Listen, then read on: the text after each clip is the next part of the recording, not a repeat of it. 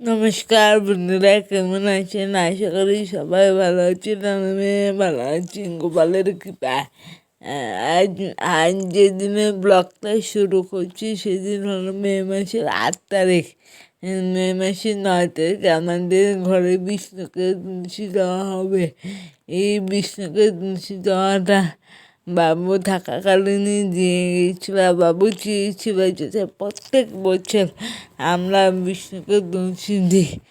আজ এবার সেটা বাবুর মৃত্যুর দিন 9ই মে বিষ্ণুকে তুলসী দেওয়া হবে।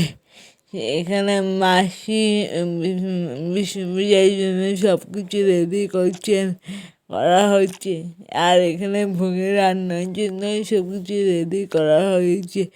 কাল বিষ্ণু পূজার ব্লগ আসবেন, প্লিজ আপনারা দেখবেন এবং ভালো লাগলে লাইক অ্যান্ড শেয়ার সাবস্ক্রাইব করবেন।